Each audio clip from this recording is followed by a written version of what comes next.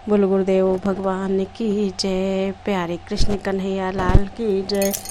श्री मार्कंडेय महापुराण अध्याय 79 देवी महात्म्य का वर्णन।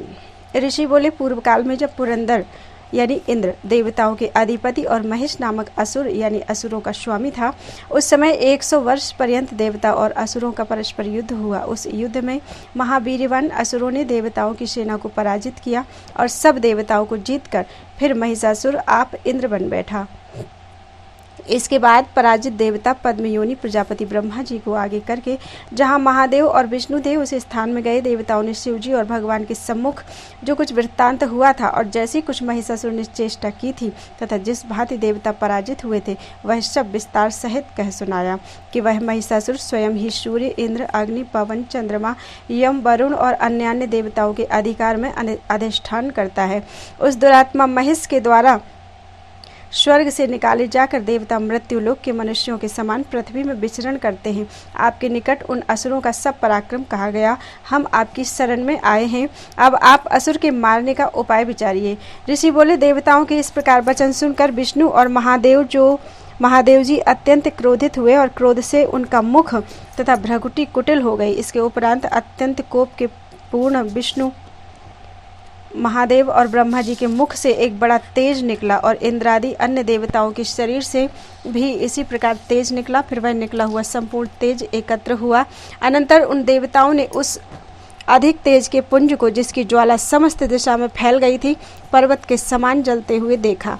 इसके बाद देवताओं को देह से उत्पन्न हुआ और इकट्ठा हुआ तथा अपनी कांति से तीनों लोक को प्रकाशित करने वाला वह तेज एक स्त्री रूप हो गया। महादेव जी के मुख से तो जो तेज निकला था उसके द्वारा उस स्त्री का मुख बना, यम के तेज से केश और विष्णु के तेज से दोनों उसकी बाहु बनी, चंद्रमा के तेज से दोनों स्तन, इंद्र के तेज से मध्य प्रदेश, वरुण के तेज से जंघा और उरु, पृथ्वी के तेज से नितंब, ब्रह्मा के तेज से दोनों चरण, सूर्य के तेज से पैरों की अंगुली और वसुगणों के तेज से उसके हाथों की अंगुली बनी, कुबेर के तेज से नासिका, प्रजापति के तेज से उसके दांत, पावक के तेज से तीनों नेत्र, दोनों संध्याओं के तेज से भ्रकुटी और वायु के तेज से उसके दोनों कान बने और अन्य विश्वकर्मा आदि देवताओं के तेज से भी वह मंगलमयी देवी उत्पन्न हुई।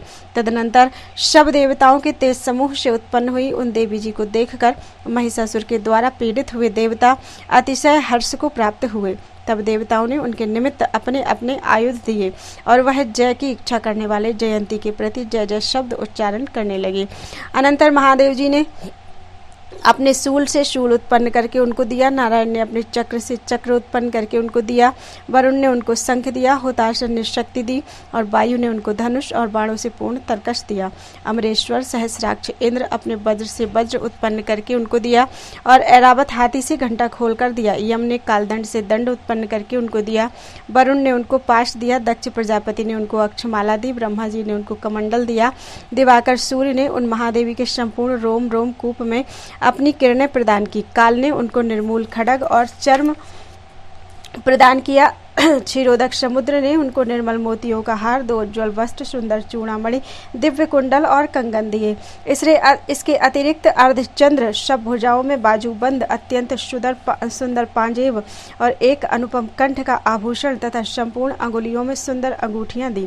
अत्यंत निर्मल परशु, अनेक प्रकार के अस्त्र और जो किसी से ना कट सके ऐसा कवच विश्वकर्मा जी ने उनको दिया। और समुद्र ने नवीन खिले हुए कमल पुष्पों की माला कंठ के लिए और सिर पर धारण करने के लिए और दूसरी शोभायमान माला दी। हिमालय ने उनको वाहन सिंह और अनेक रत्न दिए। कुबेर ने उनको सुरापूर्ण पान पात्र दिया जो इस पृथ्वी को धारण कर रहे हैं। उन सर्व नागेश अनंत ने उन देवी को महामणि से विभूषित नागहार दिया। अन्यान्य देवताओं ने भी उनको अनेक प्रकार से अलंकार और शस्त्र दिए। इस भांति उनके द्वारा सम्मानित होकर देवी अट्टहास के सहित बार बार गर्जना करने लगी।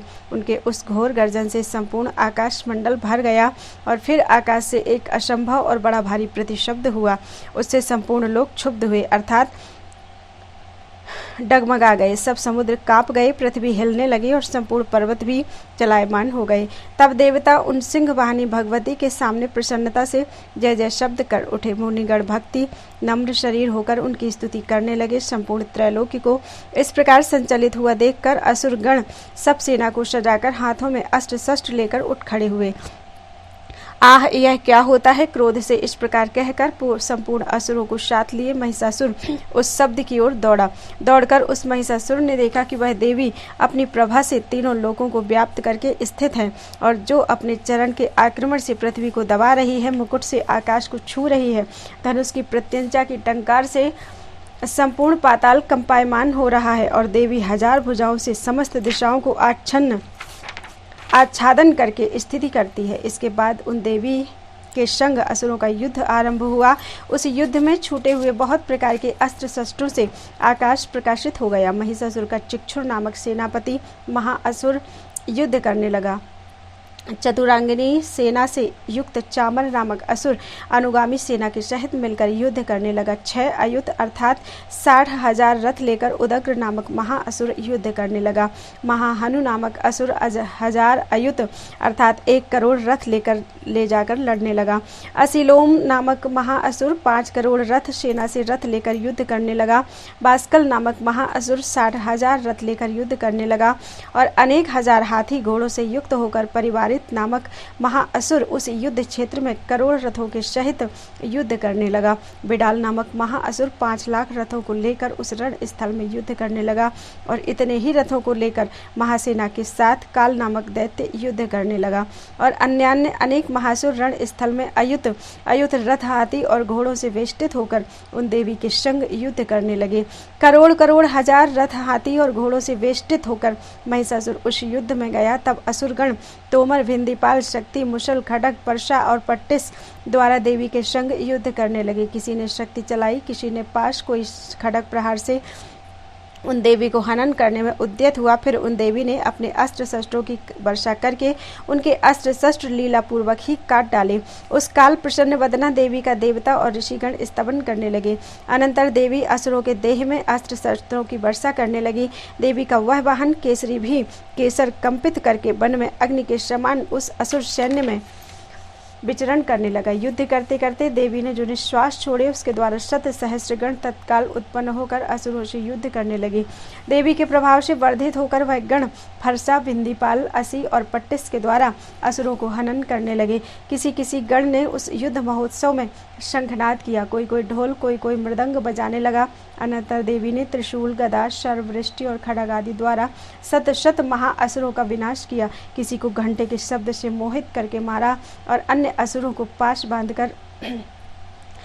द्वारा बांधकर पृथ्वी में खींचा। किसी को अपने खड्ग को तीक्ष्ण धार से खंड कर दिया, खड्ग की तीक्ष्ण धार से 2 खंड कर दिया और किसी को गदा के प्रहार से ऐसा मारा कि वह पृथ्वी में लौट गया। कोई मुसल के द्वारा ताड़ित होकर अतिशय रुधिर को बमन करने लगा और कितने ही छाती में त्रिशूल द्वारा विदारित होकर पृथ्वी में गिर पड़े। कोई शुद्ध भूमि में देवी के बाण समूह से निरंतर अर्थात मध्य देशहीन हुए असुरों की सेना के साथ वाले देव शत्रुगण इस प्रकार प्राण त्याग करने लगे। किसी असुर की भुजाएं कट गईं, किसी की ग्रीवा छिन्न हो गई, अन्य अनेक असुरों के मस्तक कट गए, कोई बीच में कट गया। किसी महासुरों की जंघा कटकर पृथ्वी में गिर पड़ी।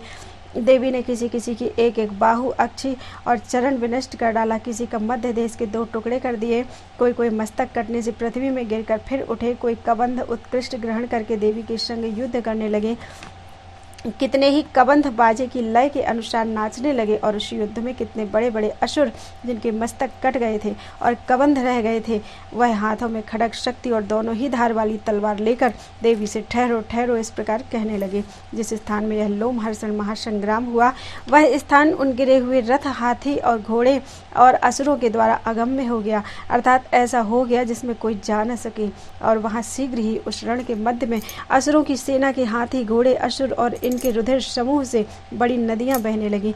अग्नि जिस प्रकार तृण काष्ठ के समूह को क्षण भर में भस्म करती है, ऐसे ही अंबिका देवी ने उन असुरों के महासैन्य को क्षण मात्र में क्षय किया। देवी का वाहन सिंह भी बड़ा नाद करता हुआ, अपने सटाके बालों को कपाता हुआ अत्यंत क्रोध से सब असुरों के प्राण हरण करने लगा और असुरों के शरीरों में से मानो प्राणों को ही ढूंढने लगा। और देवी के सब गणों ने भी उस महाअसुरों के संग ऐसा किया कि जिससे स्वर्गवासी देवता अत्यंत संतुष्ट होकर उनके ऊपर फूलों की वर्षा करने लगे। श्री मार्कंडेय महापुराण में देवी महात्म्य नामक 19वां अध्याय पूरा हुआ। बोलो वृंदावन बिहारी लाल की जय।